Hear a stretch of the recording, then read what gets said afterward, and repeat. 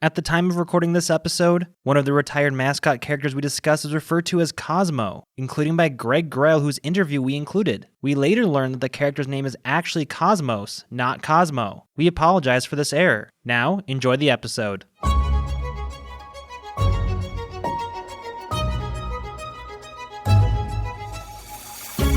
Welcome to Northlandia, a place to bring your curiosity, because here you'll find curiosities. I'm Wyatt Buckner with the Duluth News Tribune, and I will be your guide as we discover the unique and fascinating stories here in the Northland. Here we celebrate the region's distinctive people, places, and history. In this episode, we tell the story of Bluether and Razzleberry, the homemade and now retired mascots of PBS North. Let's venture forth into Northlandia. To tell us about these colorful characters of Northland television past, I'm joined again by reporter Joe Bowen. Joe, thanks for joining us again. Thanks for having me once again. So, Joe, before we get into who exactly Bluether and Razzleberry are, how did you even find them and find this story?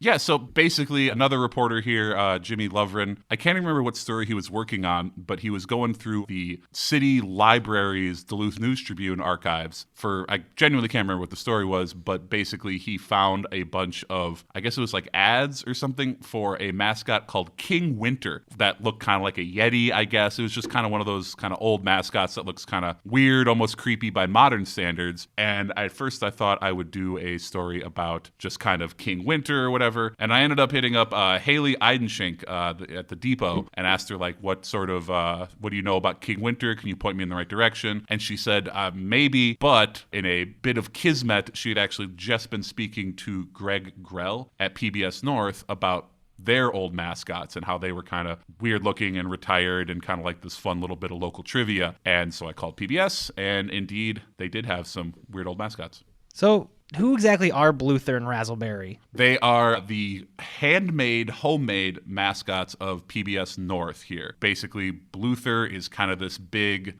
he's got kind of like a pot belly sort of a thing, big blue and red looking guy. They're supposed to look kind of like Muppets. And Razzleberry kind of looks like a pink and purplish like shag carpet, and they both got big old heads, big old eyes, and basically what they were used for is for promotional purposes at the station. So they were in the Christmas City of the North parade here every year for a while. Whenever the station would have in-person sort of things, they had a kids club circus every summer. Bluether and Razzleberry would be there. And then also on the air, every day they would read the names of kids who had birthdays in the area. You know, like if your parents were members, they'd read your name on the air if on the day of your birthday. And while they were doing that, Bluether and Razzleberry would be like nearby going like, hello, happy birthday. They actually didn't talk, but that was what their pantomimes clearly indicated, was like, congratulations, Johnny, who lives on, 3rd Street and stuff like that. They actually got kind of specific with the addresses, which is also kind of funny to me because I feel like you wouldn't do that now. Probably not. What was the timeline of this exactly? When did they come about? Mid-90s. Part of the thing that was kind of interesting about reporting this out was that a lot of people didn't really know. It's actually kind of hard to figure out a lot of this stuff. Like, there are people who worked at PBS at the time, at this PBS station here at the time, who at best they were like, yeah, it was 1990 something was their best guess. The closest I've gotten to a specific date is 1996. That's when the woman who made Cosmo, who's kind of the third, we don't talk about that kid mascot. We'll come back to him. We'll come back to Cosmo. Her best recollection was that she made Cosmo 27 years ago when I spoke to her on the phone, which would have put her at 1996. But Cosmo came a few years after Bluether and Razzleberry, or at least a year or two. And so that would put them mid-90s-ish. But some people were thinking more it was late 90s. It's a little vague, to be honest. But mid-ish 90s to kind of mid to late 2000s, 2008-ish, something like that. Right around there. I'm not going to lie, I just hurt a little bit when you said that, 26, 27 years ago would be 96. Like, that hurt a little. I know that's... It gets worse, I know you're older than me, so I shouldn't be talking, but that hurt a little bit. I think I speak for everyone who's older than you when I say it gets worse. What's interesting, because you and I were just kind of talking about this beforehand, is that... Off air, because I'm from here. You're not from the area, so you didn't... I'm from Minneapolis. That's correct, Wyatt. Yep. So you didn't grow up with these characters, but I did, and you were talking about how like most people you talk to, very similarly to me, those names mean nothing to me. Like, you say those names like, who? What? But then you send over those photos, and it's like instant recognition. Oh, wait, yeah, I know those characters just instantly triggered these weird memories of these creature things. That core childhood memories for a lot of people. Yeah, I would just, like, talk to my friends about it. They're like, oh, what are you working on? I'm like, oh, this little feature teacher sort of thing about these mascots. And they're like, mascots? What are you talking about? I'm like, yeah, Bluether and Razzleberry. Didn't you ever meet them? And they're like, I don't know what you're talking about. Are you doing okay? Like, and then I would show them photos and they're like, oh my God, I haven't, like they get this like far away look in their eyes. Like, oh my God, I completely forgot about those. Yeah. So I think a lot more people, this sounds like a weird way to put it, but I think a lot of people don't know that they know about Bluether, if that makes sense. Because, like, I mean, I was really into Wishbone when I was little, right? You know, the dog on PBS as well, you know, where, like, they're like, Wishbone is Joan of Arc for one episode, that sort of thing. And I completely forgot about Wishbone until some, you know, irony person on Twitter was like, isn't this a funny little thing? And I'm like, oh my God. That was like, Wishbone was a huge part of my life, and I just completely forgot. So now that we've kind of established, re-triggered the memories of who these characters are, now it's time, how did they come about? Like, why do these characters exist? Well, they exist because basically, this is another one of those things where memories are a little hazy, but the gist is that a lot of PBS stations in like the 80s and maybe up until the 90s even had kind of their own, for lack of a better term, knockoff versions of like popular PBS characters. So like they would make their own like Bert and Ernie and stuff like that. And a couple people I spoke to said the PBS station here had its own homemade version of like Oscar the Grouch and those sort of characters. And basically what happened was it's unclear if it was PBS itself, like the national umbrella, or if it was the Children's Television Workshop. But basically they said, I'm not sure if it was even necessarily explicitly said or maybe just implied or what, but they basically said, stop doing that. Stop making your own kind of knockoff versions of these characters. And that's basically, I spoke to Greg Grell. He's the live production lead at PBS North, and he kind of had some more details about that. Yeah, I think the origin was, Sesame Street has always had, different costume characters, and a lot of PBS stations decided to create their own costume characters. In the very early days, a lot of stations kind of had their own versions of Sesame Street characters made. But as time went on, Children's Television Workshop, which owns the Sesame Street characters, they weren't too crazy about stations making their own costumes because they weren't all the same quality as the costumes that were on Sesame Street. And of course, they didn't want substandard costumes showing up on the air. So they ended up creating their own mascots that stations could rent. But of course, if you wanted to use them a lot, the rental cost was more than a lot of the stations could afford, especially back in those days, which are, like the 80s and a little later. So at any rate, at one point, WDSE, which was the name of the station at the time, now PBS North, decided to create its own costumes for its Kids Club program, which our Kids Club program basically surrounds all the children's programming on PBS. And parents will send in a few dollars to support the Kids Club program, and then they would get some perks. And one of them was we would invite them into the studio to be on the air during our membership drives, and either Bluether or Razzleberry would be there as well. So they became, fairly well known with our Kids Club members, and a lot of kids especially loved Bluether. And Razzleberry came a little later and also was well liked. We wanted to have a male and a female character just for equal distribution because we had, both boys and girls in the Kids Club. So, based off your conversations and your research, how were they exactly received? Because even though, I triggered a memory and I looked at the photos of them, but I don't really actively remember seeing them at the time. So, how were they received back then? I mean, on balance, I think they were received well enough that they stuck around, right? Like, I think if they were, actively upsetting children left and right, they probably wouldn't have been around for 10, 15 years like they were. But I have spoken to a few people who really, really, really didn't like Bluether specifically. I spoke to one person who basically when they were 3, one of their core childhood memories is being terrified of Bluether. They said that he had stare eyes, and they were very worried that he was floating outside their bedroom window at night. And they'd have nightmares about looking out the side their window, and there's Bluether just watching. That sort of thing. But broadly speaking, I think they were fine. They must have been fine. I mean, they would have gotten pulled if they were actively upsetting. But apparently Cosmo, the third mascot that, we could talk about whenever, who was kind of the, the redheaded stepchild of the PBS North mascot lineage there. Cosmo was only around for a couple years. And at least according to Grell and some other people, it sounds like the reason he was only around for a little bit, I'm not even sure how to gender mascots, but Cosmo was only around for a little bit, apparently because they were off-putting to children, at least according to Grell, kids just didn't seem to like him. And Cosmo is kind of like Bluether was meant to look like a man, like a boy, whatever. Razzleberry was supposed to look kind of feminine, I guess. That was the broad strokes of it. But Cosmo was just supposed to look like a space alien. So Cosmo's got this kind of orange and silver jumpsuit, 3 eyes, kind of like an open mouth, and like a little rotating satellite dish sort of thing on his head. It actually rotated. One of the people who made it, their husband, put like a motor in it and everything. So it's a pot lid that's, I guess, spray painted silver or whatever, but it actually would spin on top of their head while they were like talking to kids, I guess. But Cosmo only lasted a little bit. It's a lot harder to find evidence of Cosmo. At some point, they decided to create a third character. I'm not really sure why. Maybe they just thought we needed to update or do something different. So Cosmo was kind of more of a science fiction character. But Cosmo, after he was created, and we never really, so to speak, screen tested these characters to see how kids would like them. But Cosmo was not popular with kids. I think a lot of, especially younger, littler kids were kind of afraid of Cosmo. He was very bright colored, and then he had 3 eyes, and he had like a satellite dish on his head. But yeah, he wasn't popular, so he didn't last very long. Like we talked about earlier, like you see the photos and it triggers those memories. You just showed me a photo of Cosmo. They didn't trigger a single memory. All it triggered for me was just gasp, like, oh, yeah. Like I can see why that'd be startling to children. Cosmo might have been memory hold, yeah.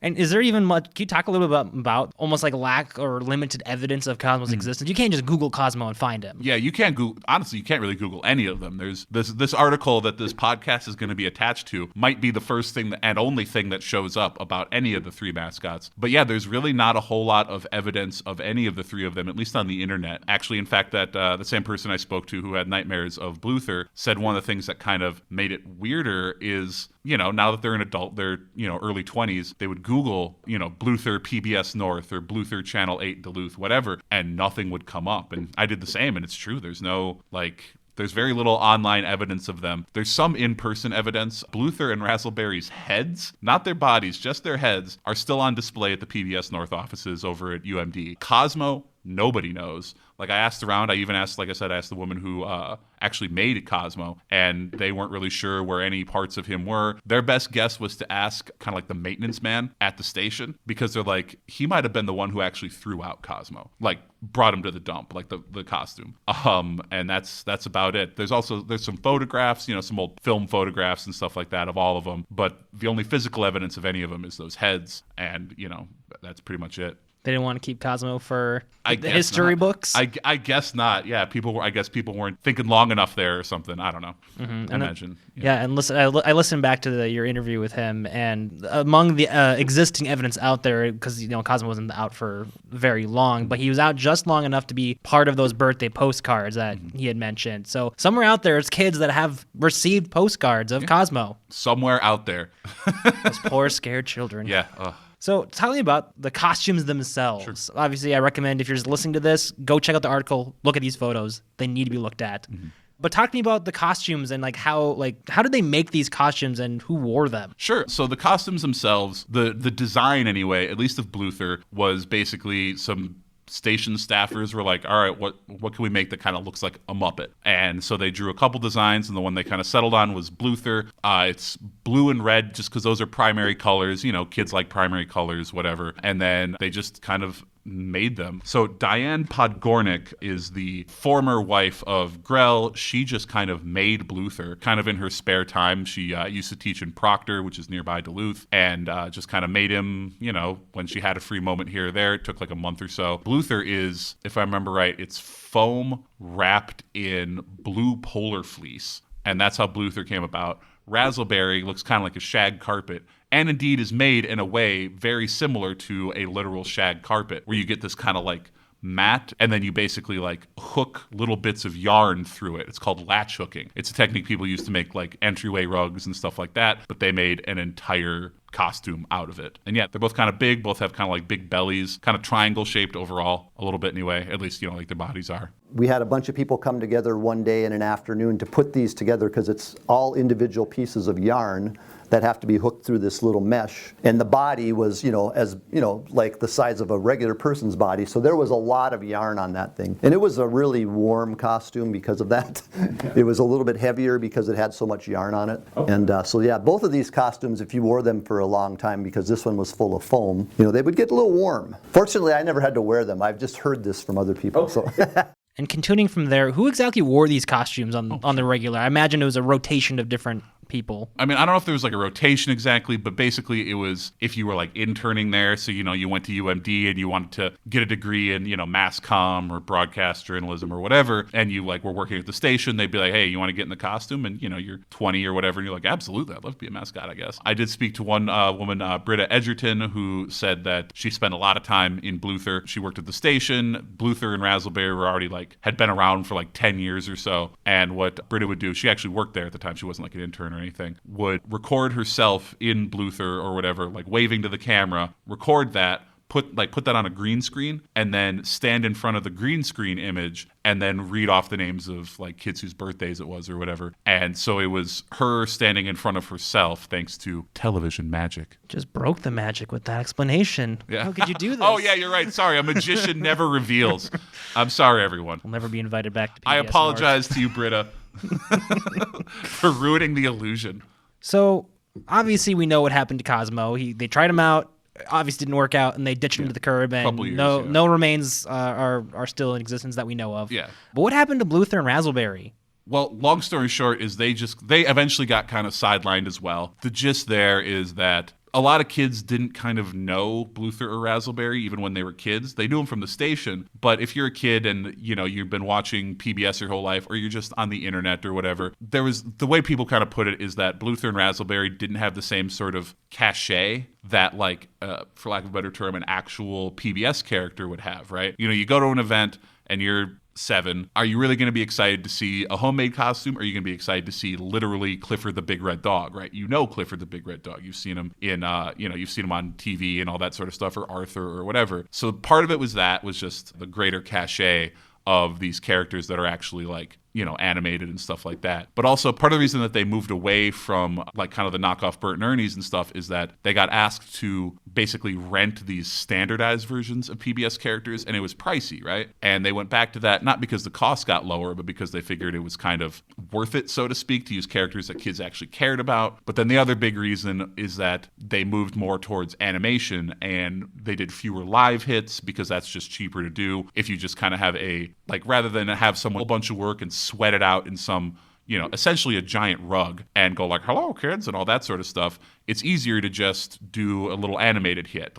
It's a lot of work for 5 minutes to get into the costume, to do all the stuff, to record all that, when instead you could just press some buttons, use some pre-recorded stuff, especially if kids are going to like it more. So it's kind of a combination of, it wasn't like Bluther or Razzleberry got in trouble with HR or anything like that. It was more, and it sounds like they also weren't upsetting to most kids the way it sounds like Cosmo might have been. It was more just, the station itself just went towards more animations, fewer live stuff, and then also figured it was worth it to start paying for the stuff that was more recognizable to area children. It's more cost effective, and I do think they kind of ran their course a little bit. I think kids are a little more sophisticated now because of all the different media that's out there and what they see. And these guys, they served their purpose, but I think they just kind of, time has moved on past something like this. I'm sure was a well-loved period, for a lot of, I know it was for us. I mean, it was kind of a golden age, for the kids club, and also, I think a lot of young adults now will probably remember watching them. With all this being said, what's the legacy of these characters?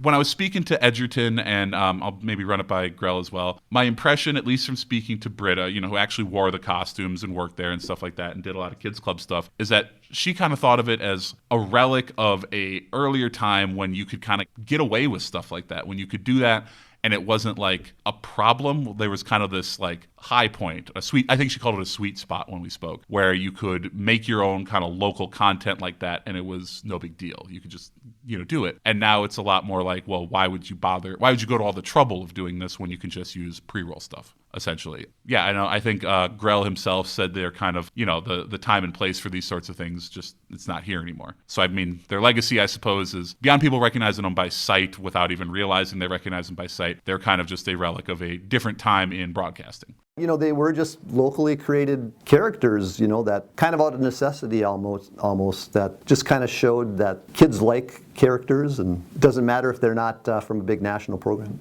All right, Joel, I think we'll wrap up there. Thanks for bringing this. This is kind of fun to go back down memory lane for myself kind of a little bit and give context for these images that I have no memory of, but they're there. Yeah. They're there. Yeah, if anything, maybe our follow-up should be about like repressed memories. Or if we find Cosmo. Yes, or if we find Cosmo. And thank you for joining us on this venture into Northlandia. To read the article for this week's column, as well as see photos by Clint Austin and video produced by Dan Williamson, visit duluthnewstribune.com/topics/Northlandia. Next week, reporter Terry Caddo returns to highlight volunteers connecting families with the past by finding and photographing graves. You can find all the episodes of Northlandia on Apple, Spotify, or wherever you get your podcasts. If you or someone you know has a unique story that you believe can have a place here in Northlandia, let us know by emailing northlandia@duluthnew's.com. Join us again next week and discover the extraordinary stories that you just might miss if you're not in the right place at the right time, ready to step off the beaten path with no rush to return, here in Northlandia.